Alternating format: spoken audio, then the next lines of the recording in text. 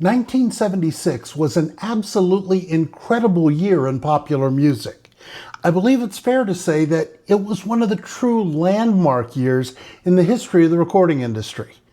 We're looking at 30 albums released in that year of 1976 that will mark their 50th anniversaries. Every time I say that, it's like, whoa, in this year of 2026.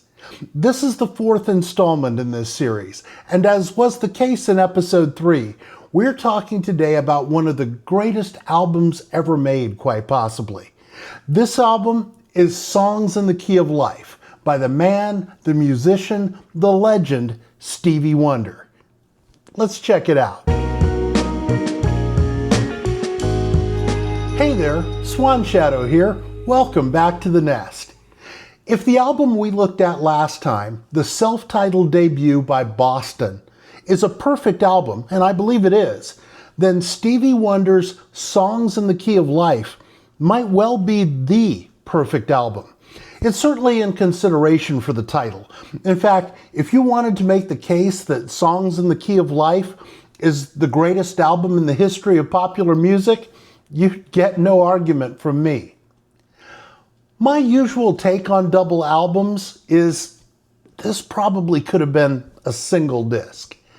When I think about legendary double albums, the Beatles' White Album, Physical Graffiti by Led Zeppelin, Pink Floyd The Wall, even my beloved The Lamb Lies Down on Broadway by Genesis, all of them contain some material, and in the case of Pink Floyd The Wall, a ton of material, that probably should have been left in the studio, maybe saved for a retrospective box set several decades down the line.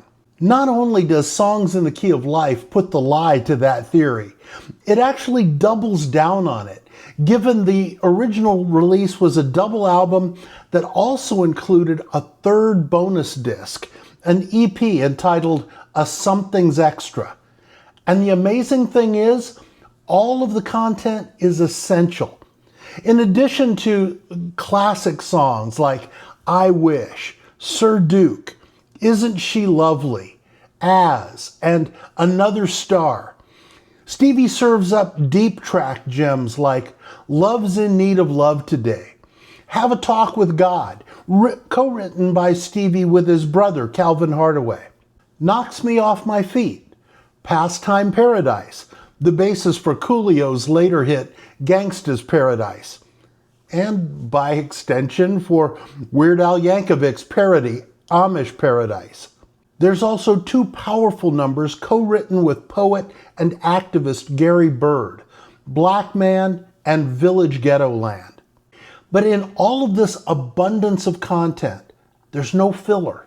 When I listen to Songs in the Key of Life, as I did earlier today, at no point am I discovering a track that makes me think, this really didn't need to be here. Every piece contributes something valuable to this glorious puzzle.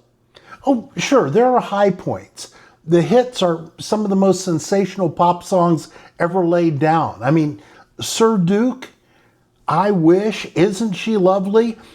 Who doesn't smile and nod when those tunes come bursting out of the speakers? But those deep tracks I mentioned, and the rest of the material that I haven't spoken to specifically, it's all worth hearing, and savoring, and treasuring. Whatever mood you're in when you dial up Songs in the Key of Life, you'll find a tune that speaks to that emotion. Stevie Wonder presents us with a dense, rich, constantly engaging musical tapestry, the masterwork of a brilliant artist at the absolute peak of his composing and performing powers. Songs in the Key of Life is that rare recording where it's possible to discover something new every single time you listen. A perfect album? Without doubt, in my opinion. The perfect album? Again, you'd get no argument from me. What are your thoughts, your impressions of Songs in the Key of Life? Let me know in the comments down below. And while you're at it, it would really be awesome if you'd please give this video a like And subscribe to this channel. We are 4 albums down with 26 albums left to go. As we reflect back on these wonderful records, see what I did there, that are celebrating 50 years in this year of 2026. Our next episode's coming up soon, and you know you'll want to be here to find out where we go next. Until then, please be well and do well by everyone you meet. And you know I'm going to ask, is there gas in the car? Yes, there's gas in the car.